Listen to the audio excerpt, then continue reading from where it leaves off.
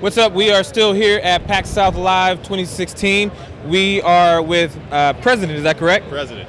Not the President, but President. Different one. Different guy. We're here to talk about the brand new game. Could you tell us what the name of the game is and what it's about? Yeah, Alice in Tokyo Wonderland. It's basically going to be Alice in Wonderland, just set in a feudal Japan Edo style thing. So we got like a Tweedledee and Tweedledum sumo wrestlers. We got a Mad Hatter as a samurai. We got a Geisha Queen in Hearts. It's basically just a nice mix of that storyline with Japanese culture.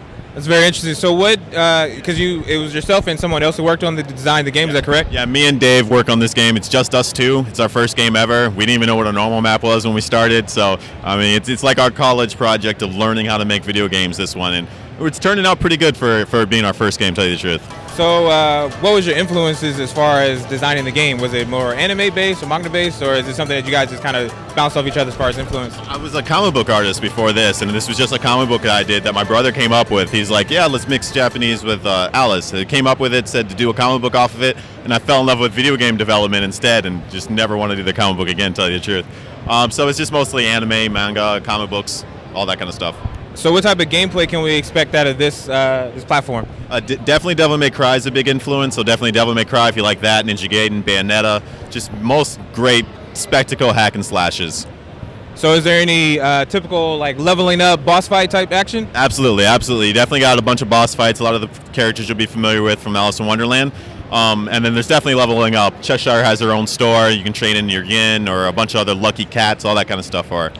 So all of that sounds great. I'm excited to play and get my hands on it myself. How do you think it compares? Because I've touched on a couple of games here so far. How do you think it handles or fares against everybody else here? Against everybody here, there's some amazing games here. It's definitely our first game to ever create.